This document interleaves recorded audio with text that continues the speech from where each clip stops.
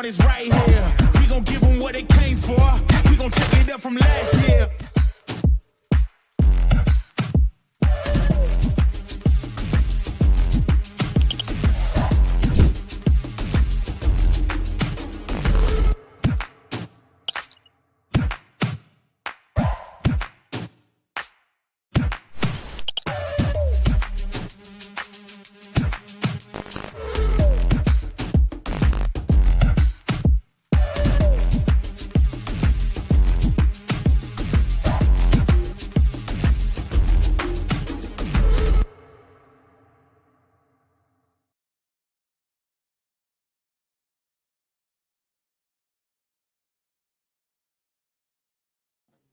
What's up, guys? I'm Kyle Milan. Today's Thursday, and we are back with an episode of Talk Shop. We have not done this in a while, and I'm like talking with the team. We wanted to bring the Talk Shop episodes back, and they said, who are we going to have on the show? And I said, I got the perfect person to have on our first episode back from our hiatus, especially with FABTECH coming up around the corner.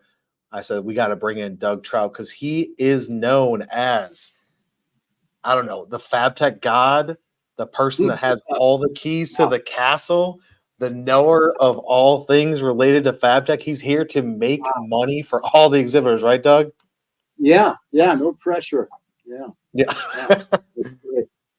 All right, Doug. For those that don't know who you are or how you've been killing it for your entire career, why don't you give a brief rundown of what you're doing, who you're working for, and what's it like? All right. Well, I work for the Precision Metalforming Association, and we are one of 5 partners that come together to produce and perform FABTECH, which is one of the largest manufacturing shows in North America. And it's made up of fabricators, metal fabricators, metal stampers, metal finishers, and welding. Anything in the area of fabricating, finishing, welding, and folding, sheet metal. Anybody giving utility sheet metal will find a Disneyland of products and services available to them at FABTECH. So if you're involved in this industry, it's a must go to for sure. Yeah, there you go. Disneyland of solutions and availability. Yeah. So FABTECH this year moving over to Orlando. What type of turnout do you feel like Chicago versus Orlando? What do you guys typically see? Well, it's really an interesting question that you're asking me there because, this is our first time in Orlando, and we were, of course, I wouldn't say we were apprehensive at all. I mean, we were really eager and enthusiastic about getting here, but, the plan originally was go to Vegas because that's the normal rotation. And then Formula One Racing scheduled their event there in Vegas at the same time as our show. So it really wasn't going to work out very well for us as far as, we just didn't think that we were putting that, our best foot forward by doing that. In Orlando, they've been kind of, they've been soliciting us for a while to check them out, and so we made the decision to go to Orlando, and our numbers right now, our pre-registration numbers are off the charts. I mean, we are, I think the last check I did, we were 11% over what we did in 2022 when we were in Atlanta. We're only like 3 to 5% off of the numbers in Chicago, which is extraordinary. That's crazy. Yeah. I wouldn't expect that. I bet you guys weren't expecting that either. No, we would have been thrilled, to have, similar numbers to what we had in Atlanta the last time. But, we're over the top now. I mean, we're extremely excited about it. And, Orlando's got so many things to offer, it's just, it's a great venue. I think our exhibitors are going to fall in love with this venue because it's wide open. It's beautiful. The facility is very user-friendly. The people are outstanding. And I'll tell you what, if you're going to eat, you got to eat at this place. I mean, the chefs that they have at the Orlando County Convention Center are amazing. They're just amazing. So, yeah. Yeah. So me and my team were just there in the first week of May at NPE. So NPE does a National Plastics Expo every other year in Orlando at the OCC. And I wish we had a clip to show it. I'm going to embarrass Riley for a second, but so we didn't want to spend the money because we were balling on a budget at the convention center. And one of my guys said, "Hey, there's this burger place, but it's like a couple miles away. Let's jump on the scooters. Let's rent some scooters and ride them out there and eat at this burger place." Do you remember the name of that, Riley? It was like burgers and shakes, and it was like 5 stars, 2 miles away. So we jumped on some of those Newt scooters. Riley almost bit it and did a full flip over the handlebars. Wish we caught it on video, but we didn't. But yeah, the food there was great. It is a great convention center. You got the main 2 halls, right? You got the west side and the north building with the corridor that separates the 2 in between of about, I'd say, like, I don't know, 7 to 10 minute walk. It definitely is a nice convention center.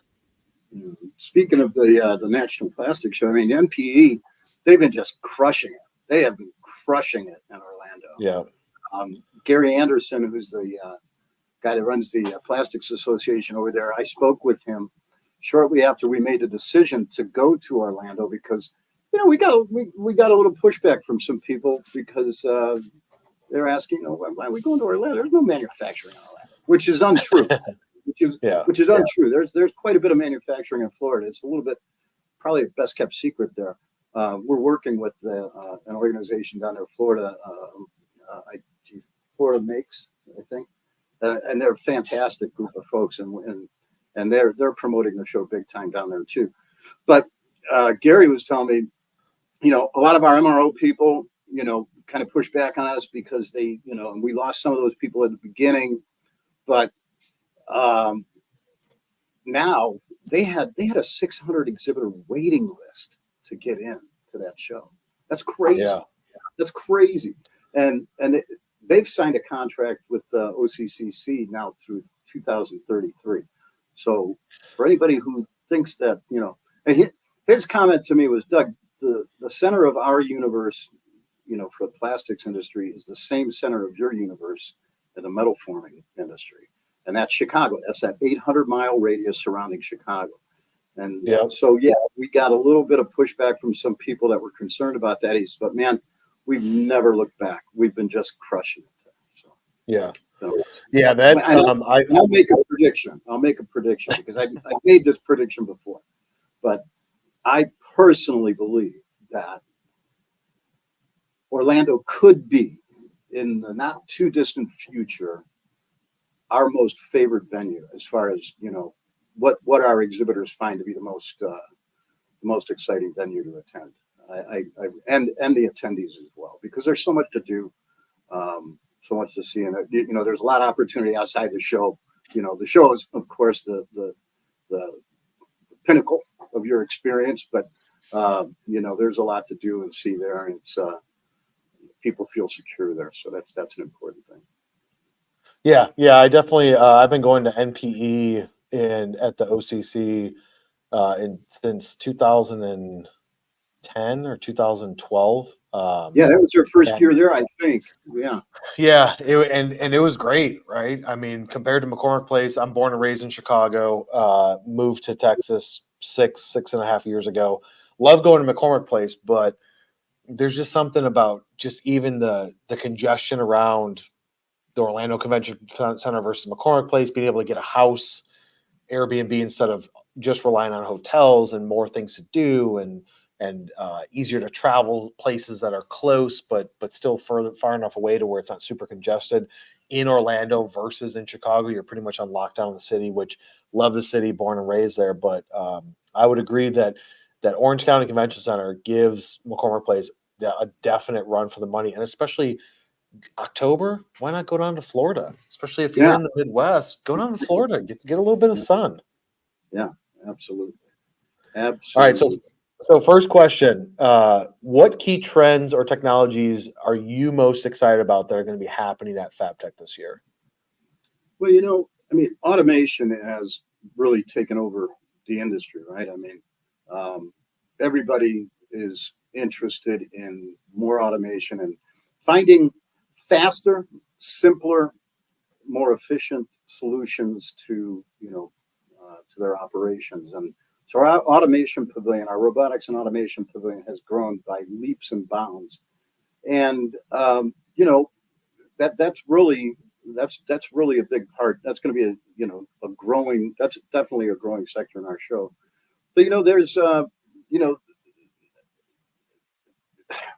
automation has become extremely sophisticated. There's a lot of these companies that are providing automation solutions that have gotten pretty smart about we work with a lot of small to mid-sized manufacturing companies that don't necessarily have a ton of room, right? So these automation companies are making those solutions more adaptable to those operations, more portable, if you want to call it that. But I mean, I definitely call it that. That's just getting better and better all the time.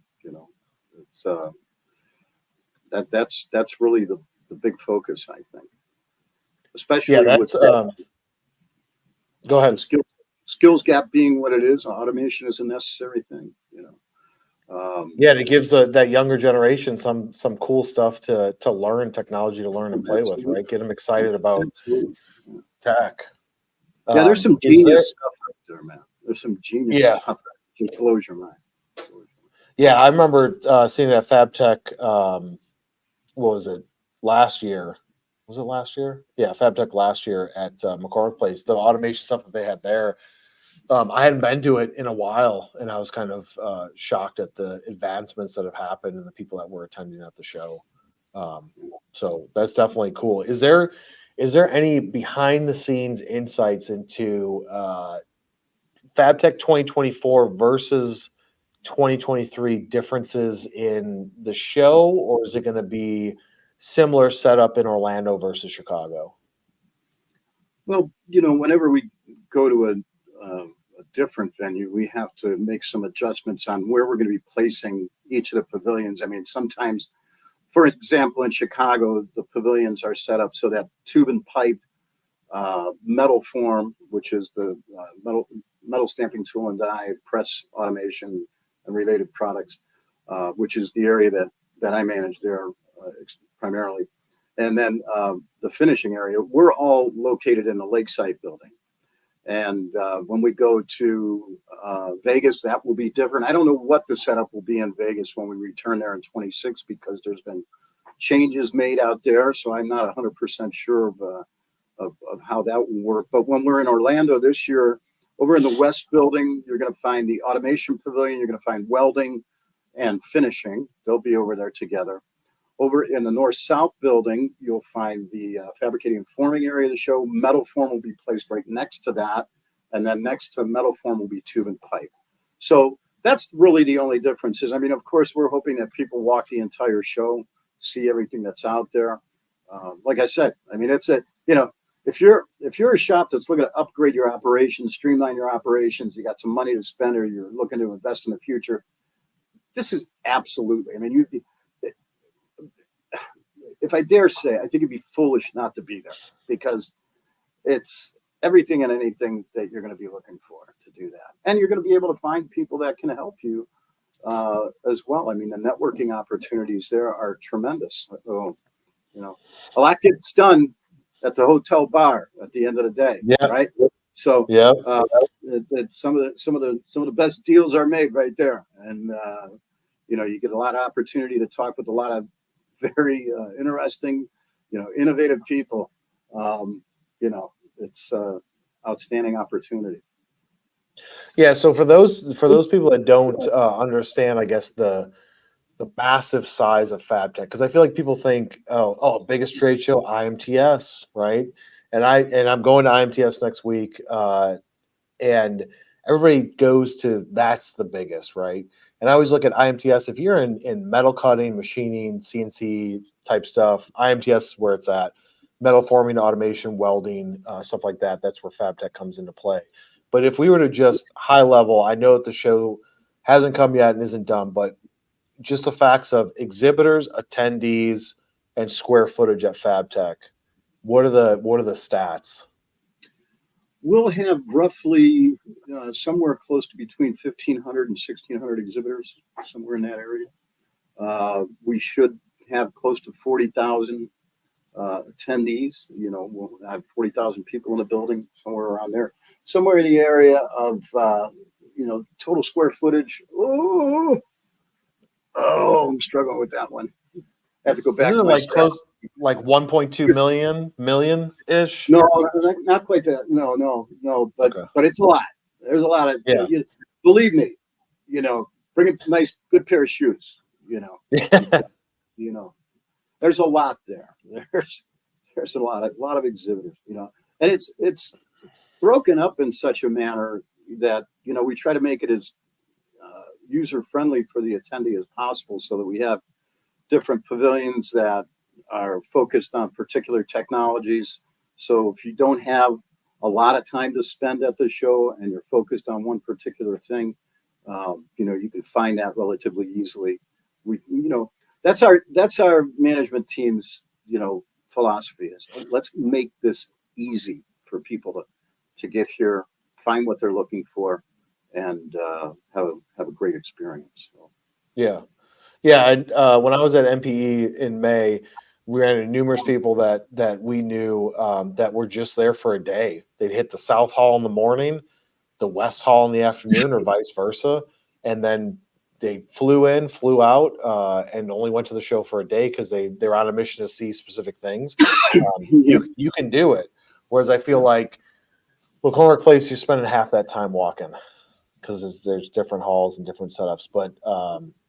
But yeah, we've got a comment from Tim Drinkwater saying, Doug, what was the last technology or machine at the show that blew you away? Oh boy. So yeah, you're going to get me in trouble, but that's all right. I got to tell you that there is a fab company over there in the forming and fabricating area that makes a folding machine that is just amazing. They're fabulous. There's so much.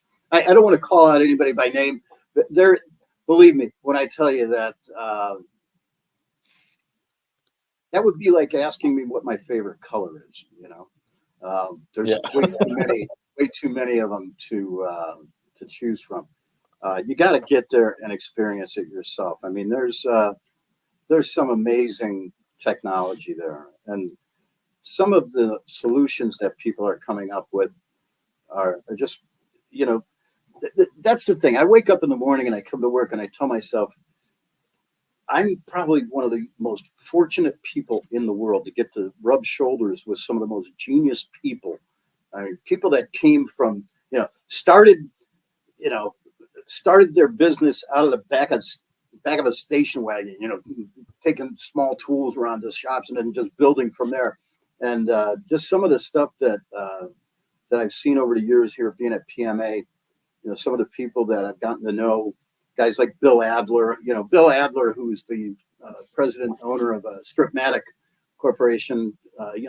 This is a guy that didn't know anything about the metal forming business, really. And he bought the business. Now what do I do? He called PMA, called our association, said, "Hey man, I really don't know what I'm doing, but can you guys help me out?" And he's been our chairman. He's actively engaged with us. So many years later, he's been an incredible contributor for us, and So it's exciting to find those kind of people that with that entrepreneurial spirit and problem solving capability. It's a lot of fun. Yeah. Putting on a show this size, I mean, what do you feel like are the biggest challenges when it comes to like something this big? What are the top challenges that you feel like you face with on your side? Well, the top, my job is relatively easy compared to a guy, like Chris Moody, who's our operations chief, right? I mean, that guy has got so many balls in the air constantly, right? I mean, he's got to worry about freight getting in on time. He's got to worry about, hanging signs. He's got to worry about making sure he's got all the material handling solutions there so that we can get things in and out. He's got to, figure out the timing of all of that. It's a huge, huge job. And our operations team, not just Chris, I mean, an entire team of people do just fantastic job of getting people in and out of the show. You're going to always have problems with a show of this size. I mean, that's just inevitable. So, but having a team there that is capable of solving those problems quickly and efficiently, like Chris's team does, is a fantastic thing. We are the benchmark, really, and I don't say that lightly because there's a lot of great shows out there, but FABTECH is a benchmark show, man. We do a lot of things right, and that's proven by our attendee surveys. People, have a very good experience when they come to FABTECH, and it's and I put that on the fact that we have a great management team. We have a lot of people that spend a lot of time and effort in making sure that, like I said earlier, we're trying to make things easy for people, both attendees and exhibitors. So, Yeah. Speaking of other trade shows in the space, what do you think are like the top two differentiators for FABTECH versus the other guys, besides the pure size of it, right? Because FABTECH to me is the top of the line, biggest player in the space when it comes to this specific niche verticals in manufacturing. But what do you think are the top two differentiators that you guys have? making things easy, really. And the size, like you said, I mean, there's not a show in North America that currently, at least, that we're worried about as far as competing with us. There's a lot of smaller shows and a lot of smaller events that take place, some of which my own organization here puts on, that are promoting manufacturing and promoting the individual disciplines that you would find collectively at FABTECH. I mean, I think the sheer size and scope of what we are displaying at the show is a big differentiator. I mean, where are you going to, you can, I mean, if you win the lottery and you decide to build a shop, you can go to FABTECH and get everything you need, bar none, and more. I mean, you need a paint line, you need a powder coating line, you need electrostatic finishing, you need welding cells, you need, welding equipment, you need stamping presses, any servo presses, stamping presses, roll forming equipment, anything that you're looking for, you're going to be able to find there. And, now with these automation solutions that are being offered at the show, that's further branching, there's branches that grow from that, right? So companies that are looking for material handling solutions can find, some of that there at FABTECH as well. We have packaging solutions, ERP solutions, marketing. You guys are exhibiting at the show, manufacturers that are looking to up their marketing game. So there's just a plethora of opportunity there. And that's one of the reasons, of course, that, it's like you said earlier, make sure to get around the show because you don't want to miss anything, right? There's a lot there. Absolutely. What do you like strategies being used to enhance the experience? What types of things do you guys look at when you're planning? So PMA is one of, what is it, the 5 top sponsors, contributors? So the 5 organizations that produce FABTECH are Precision Metalforming Association, the American Welding Society, the Chemical Coaters Association International, the SME, which of course most people still, I think they brand themselves as SME, but it's the Society of Manufacturing Engineers, and the Fabricators and Manufacturers Association, FMA. So yeah, that's a big group of people right there. That covers everything. I forgot the last part of your question. What was that now? What are the strategies? Yeah, the strategy is being used like when you guys think about, all right, this year we're going to do the show. What did we learn from last year as far as exhibitor experience, attendee experience? What things do we want to change and learn? Do you guys all get together? Does each party just individually throw up their viewpoints, their experience, their ideas, or do you guys collaborate all together? How does it work? Well, there's we collaborate. Our team collaborates one with the other. We meet regularly. I mean, this is a full-time gig. It's a year-round gig. We do the show here in the United States. We also do the show in Mexico every year. We do the show in Canada every 2 years. So there's a lot going on. I mean, there's always sales going on for these shows. So,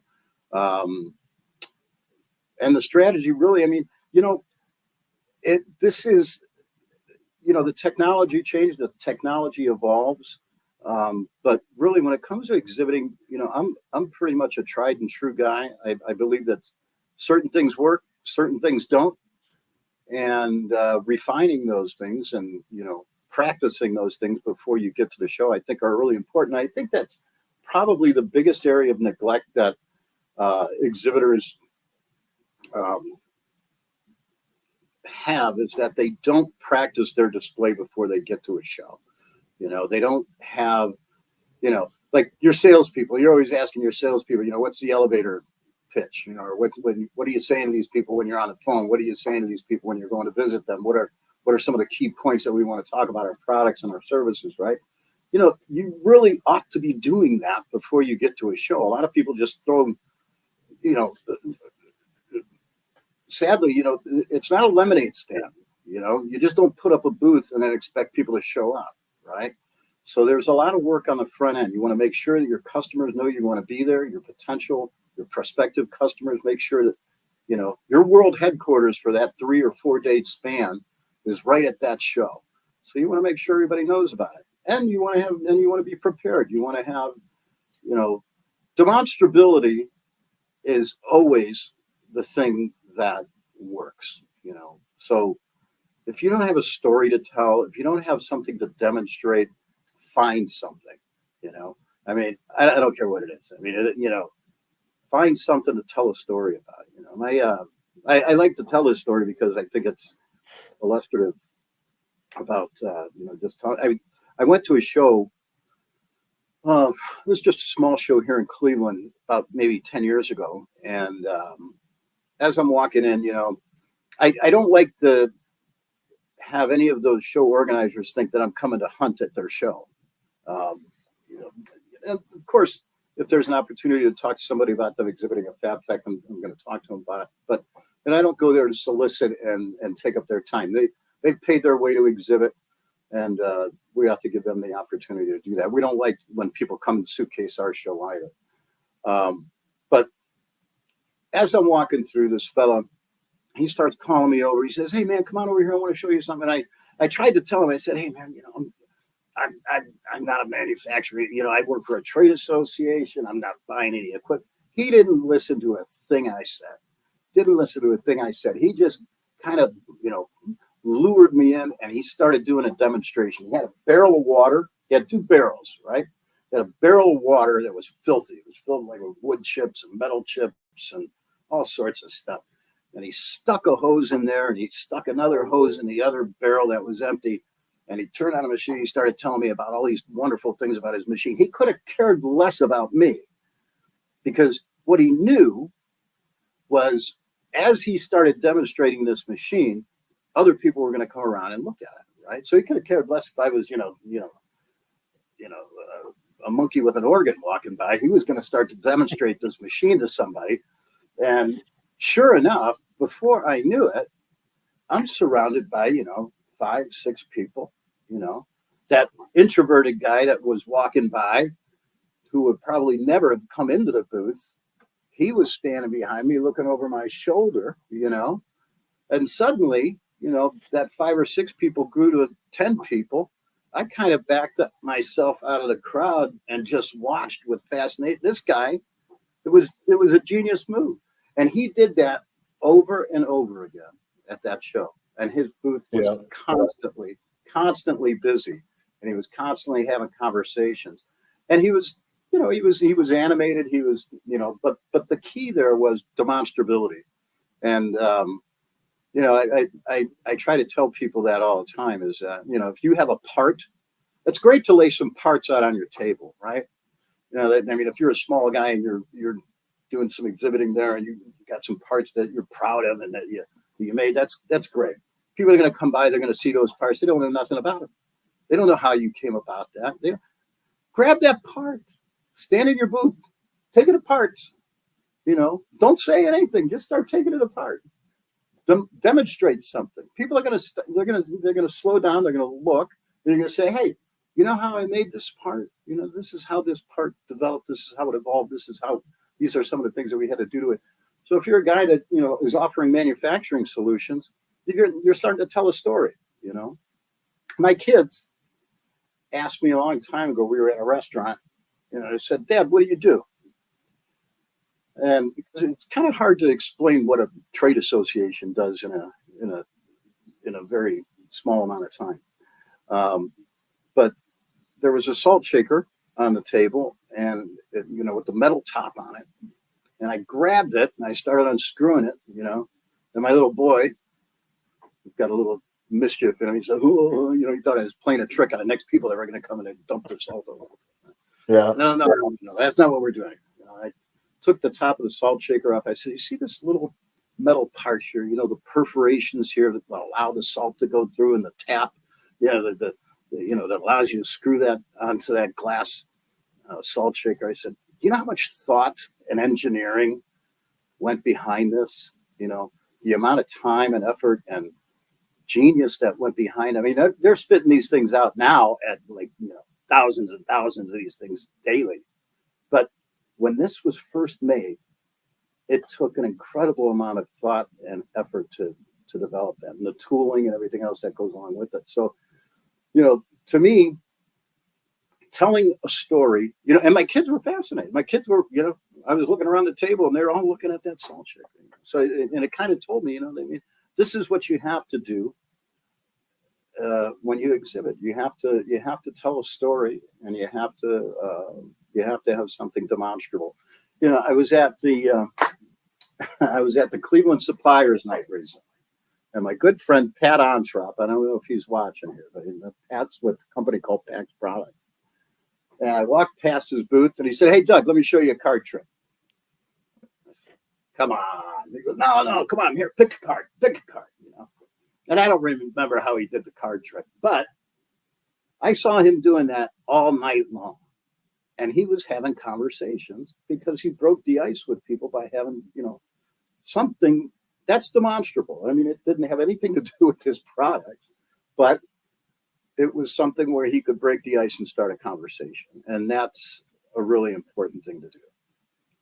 Yeah, it's all about getting attention. Like you said, people act like it's a lemonade stand and people are going to come up to them and immediately engage. But what can you do at a trade show booth? And we say this on my show all the time, is you have to stand out. How can you do that? Draw attention, be loud, get in the aisleway, engage with people instead of just sitting back in a chair waiting for people to come up to you. We were at IME West in February, which is like med device trade show. And probably the coolest, most attention grabbing thing I've ever seen is this guy had a product that I didn't even know this existed. But if somebody's trying to steal things out of a 53-foot trailer, there's this system that basically fills up the trailer with fog and smoke within a matter of like 5 seconds. And it's like this security breach screening thing. And they had a booth that you can walk into, and they turn on the machine and it completely smokes you out. So I sent my 2 sales guys and Riley, who's running this live right now, in there with the camera. And when they came out, and there was even a show media publication for the show that walked in there. When they came out, it's like they walked out of the hot tub time machine, and everybody was around because the smoke just hits up to the ceiling, dissipates because it's just like a vapor. And then they let it reset, and hey, who wants to go in and see what it'd be like? to try and steal something from somebody's trailer and have the security system go off and make it to where you can't even see the hand in front of your face, which would force you to leave. And like you said, that gets attention. When we were at NPE, people had a golf simulator doing a long drive competition. You get 3 swings, your name goes up on the board. Everybody was stopping. There was a line. We got tons of footage of it. But the issue is that the company that had the 800, 1,200 square foot booth that used a corner of it to do that golf simulation, I couldn't tell you the name of it because everybody was focusing. Was that a FABTECH? Because that was at a NPE. At our booth last year too. We did the you guys, you PMA had one at in Chicago. I didn't stop by it, but some of my team did. But no, at NPE in May there was one. But the problem is that the company missed the assignment. So you got the attention, but what are you going to do with it? I was telling the team, if I worked at this company, I'd be, while those people are waiting in line, talk to them about their needs, their problems, see if they have a need for whatever it is service that you have, because you've gotten the attention. But then people would take their swings and then walk away and see if they come back later and see if they won. So step 1, get attention, but step 2, do something with it once you get it. Well, that goes back to what we were talking about earlier, and that is, practice what you're doing before you get there, right? Get your team together and say, all right, well, hey, this is how, roughly, I'm not a big fan of, following scripts, so strictly, but a script is a great framework to work from, right? So it's important to have key things that you want to talk about. And the other part of that too, something that I often find with some exhibitors, after a few adult beverages, people loosen up a little bit and start telling me the truth. And, oftentimes what I find is that some of these exhibitors don't have a great follow-up plan. Salespeople love to talk. If you haven't figured that out while you're watching this program, that's what they love to do. And when they're talking, they think they're busy. So, Las Vegas is a great example. When we do the show in Las Vegas, we had a lot of people that say, well, who's going to come out to Vegas to talk to us out here? Geez, there's nothing on, there's no manufacturing. It's crazy. We have some people that love Vegas. Some of these exhibitors love Vegas so much, and it's not because they get to go gambling or not because they get to go out and party or whatever. It's because they're getting to talk to a higher echelon person. The forward-thinking business owner in the Midwest here who's got a small fab shop or a small stamping operation, he's got 120 guys. If we're doing FABTECH in Chicago and that guy's shop is somewhere in the middle of Indiana or whatever, he might walk out to his foreman and say, hey, we got some new guys here. We want to keep them interested in the game. We're not really necessarily in the market to buy anything, but I want you to take them up to FABTECH, throw them in a van, take them up to FABTECH, get them a steak, walk around the show for a couple of days and, just get their head in the game. When we do the show in Vegas, that doesn't happen. That owner doesn't walk out and tell his plant operation, his plant manager to throw a bunch of guys in a plane and go out to Vegas. Instead, he goes, or one of his higher level people goes. So while you might be talking to a lot of people at a show that's really busy, the demographic that you're working with might not be the optimum demographic that you're looking for, right? It might not be that decision maker when you're in Vegas. Of course, most of the time you're talking to a guy that probably has some influence in the buying decision. So having a follow-up program on the leads that you get is a really key thing. And a lot of people do not. We've got resources, man. We've got so many resources on our website, on the FABTECH website. Our exhibitor success series is fantastic. Over the years, we've put together some of the, we've had some of the best speakers. We've had some of the best teachers when it comes to, how do you follow up? How do you get these? How many people should I be taking to my show? Based on the square footage of my booth. What kind of demonstrability should I have? How do I follow up on these leads? How do we follow up on these leads here? That is probably one of the biggest areas of neglect among exhibitors is follow-up and making sure that they're I mean, and I get it. I mean, these guys are wearing 15 hats, right? I mean, these small shops, they got a guy out on the shop floor who's, also going out and doing sales, or he's inside answering phones or whatever. So there's a lot of things going on in their day to day, but you have to have a system in place that you can patiently approach and implement in order to make sure that you're following up on those leads that you got at your show. Yep. Yeah, that's where all the money is. Money's in the follow-up. All right, couple comments coming through. Tim Drinkwater says, what's the biggest snafu that you can laugh about now that you've seen at the show? Biggest Names snafu. if you don't want to. Yeah. Well, that I can laugh about now. Well, the first time that I went to FABTECH Mexico, I had, and you can't do this anymore. I mean, you used to be able to, bring your own booze in, bring your own beers in, and the facility really didn't, blink an eye at you or whatever. And the show used to start at like 2:00 in the afternoon, and and run until 8 at night. So I was walking into the show and I see, one of my exhibitors, he's got a bunch of, booze laid out on a table, and I ran over to him. I said, dude, you can't do that, man. You can't be serving alcohol here and drinking like that. He goes, oh, no, man. We asked, and it's no problem at all. And he goes, look around. And I started looking around. I see all these people with booze. And I said, well, hey, man, pour me a shot of that tequila. So at the time, I got in a little bit of trouble for that, but it was sure damn fun. Yeah, we had a good time on it. But that was probably one of the bigger snafu's. Got in an argument with an exhibitor one time because he had gone out and he had threatened a competitor while we were at the show. I guess he may have had a few drinks himself that day, and went and started bad mouthing a guy. I got pretty upset about it, and I confronted the guy. And one of the partners in our show grabbed me and said, Doug, get away from this. We don't want you rolling around in the aisles here. But yeah, those are probably two things that stand out. But other things, the snafus are really,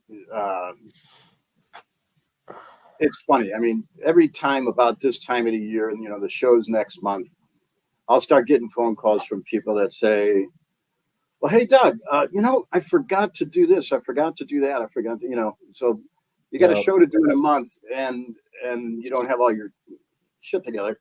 Now it's time to get your shit together, right? So yeah, those are things that you should probably, I never laugh about those things because it kind of irritates me that people don't, not most, most of our exhibitors are on top of their game. But if this isn't something that you do regularly, if it's your first step into this thing, actually, you know what? That's a good point.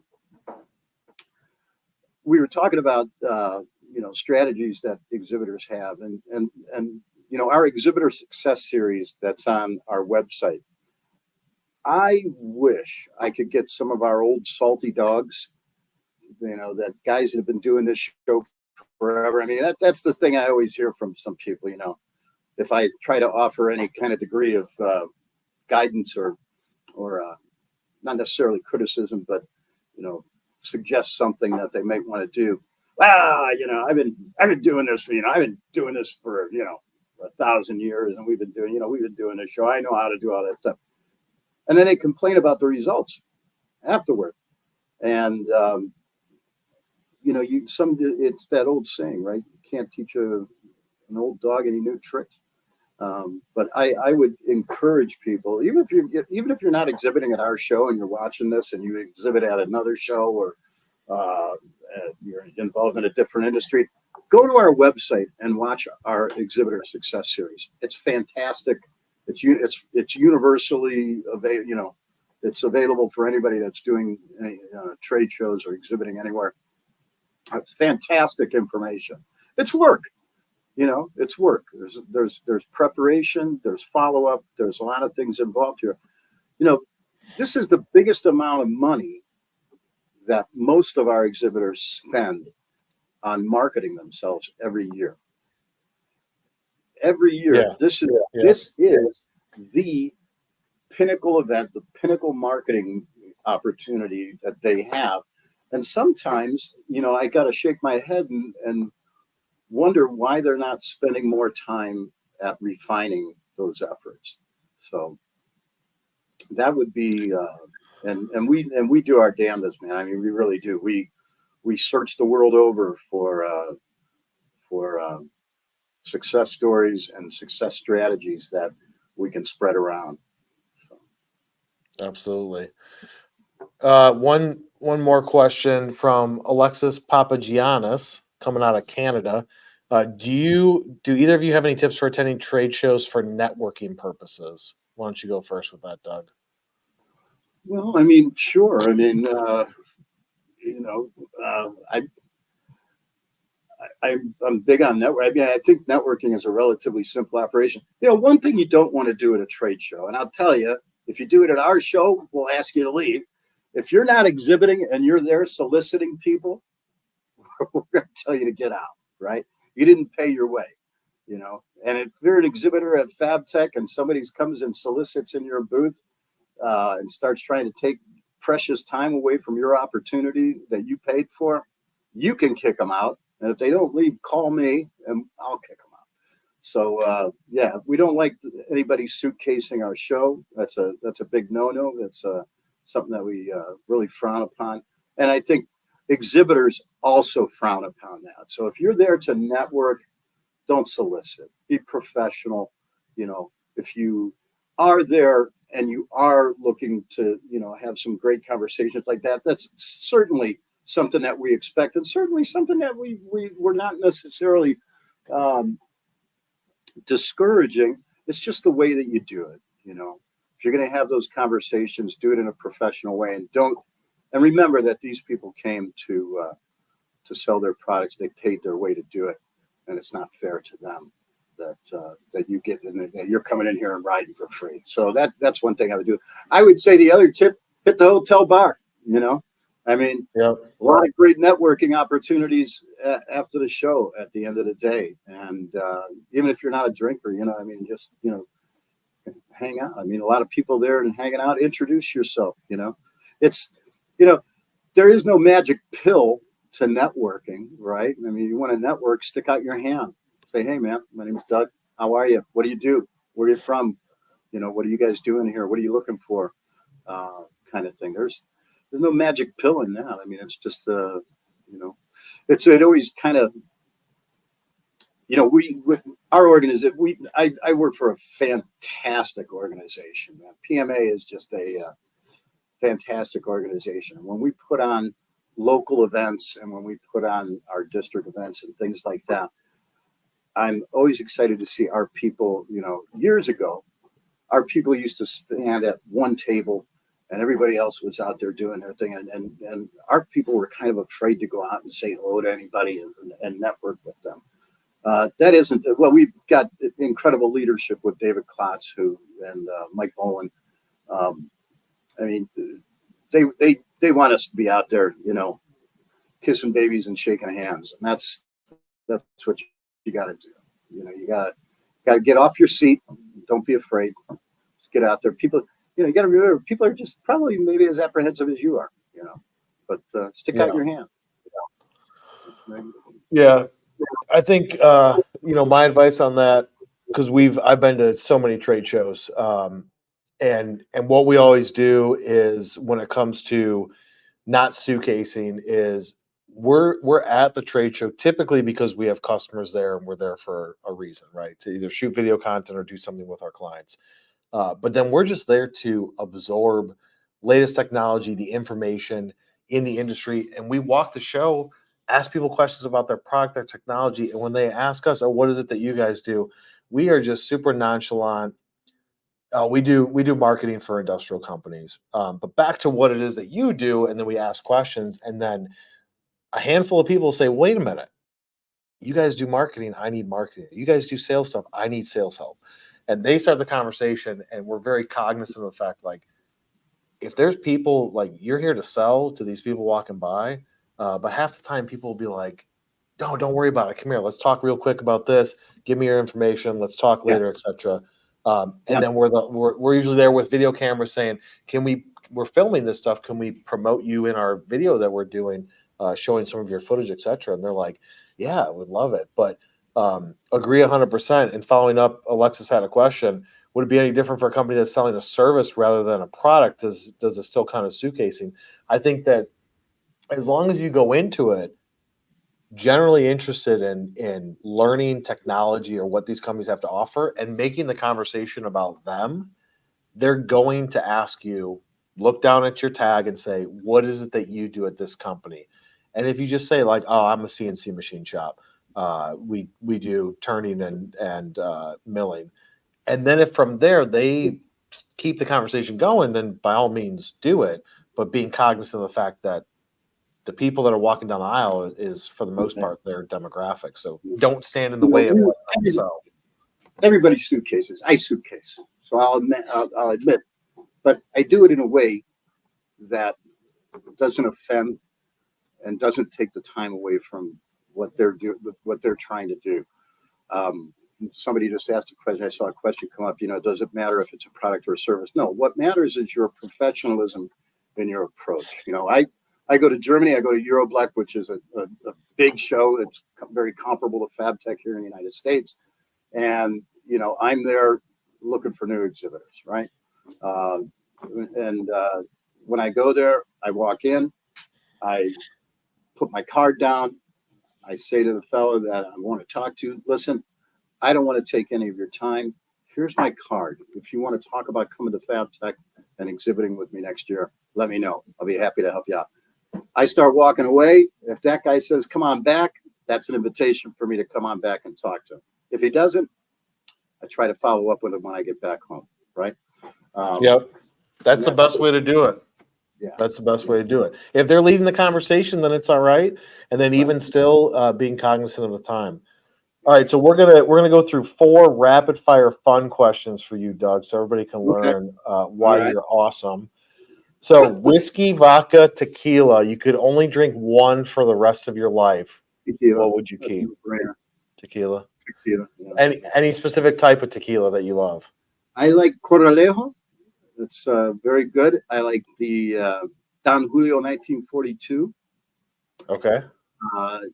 Those are my 2 go-tos for sure. The Don Julio 1942 is a little pricey. They got to pay me more for me to be able to afford it on a regular basis. But yeah, there's another one called Suavecito, the Suavecito Añejo, which is very reasonably priced. And no gin. Alexis. Alexis says gin. I'm just gonna say sorry. We don't do that here in the States, Alexis. We don't do gin. It's tequila, vodka, or whiskey. How do you like your steak done? Oh, bloody. Yeah. Bloody. Still mooing? Yeah, seared and mooing. Yeah. All right. I like a cool center. Sure. Would you rather fight a grizzly bear or a silverback gorilla? Oh shit. Oh. I think a grizzly bear. I think they give up a little quick. They probably say uncle faster, right? Yeah. I don't know. Or you could trick them, right? To come in and beat you up and then they leave. Gorillas, they're a little too smart. They're gonna just beat you up and then grab you by the leg, smack you down a couple times. Yeah. I think the gorilla would be a little rough. Got a chance of surviving with a grizzly bear, possibly. Yeah, I feel the same. And who's one person from history that you would like to have a beer with, or some tequila? Oh my goodness, the guy that comes to mind is the guy that built the Brooklyn Bridge, John. Oh, Robley, I think he built the Brooklyn Bridge. There's a lot of people, man. That Jesus, of course. would be great. Peter would Yep. be awesome. But the guy that built the Brooklyn Bridge, I would love to pick his brain a little bit. Fantastic guy. I can't remember his last name. John Robley or something like that. Robleson, something like that. I read the book, All right. The Building of the Brooklyn Bridge, and it was amazing. Yeah. All right, Doug. Well, we appreciate you coming on this episode of Talk Shop to give your expertise and experience at Thank Precision you. Metalforming Association and talking about FABTECH. Entertaining as always. I think that the audience definitely got some good information from you. And the stories are always amazing. Just like when we were talking at the district leadership conference, it's like Yeah, it was fun. I could just sit there. I could just sit there for hours and just shoot the shit with you. That's just how it is. That's why we wanted to have you on for this first episode. Thank you So very much. Absolutely. So that'll close it out for this episode of Talk Shop, guys. If you want to connect with Doug on LinkedIn, follow him, engage with him. If you guys want to exhibit at FABTECH, Doug is the guy to be. If you're going to FABTECH, the PMA booth is in the metal forming section, I believe, at the end of the hallway there, or end of the aisleway that we're going to be at in Orlando. It happens in about 35 days. It's a great show. So if you guys are going to it, be sure to stop by the PMA booth, say hi to Doug. He'll be walking around, putting out all the fires and telling everybody what to do because he is the king of that show. So that's it for this episode. We will see you guys on the next one.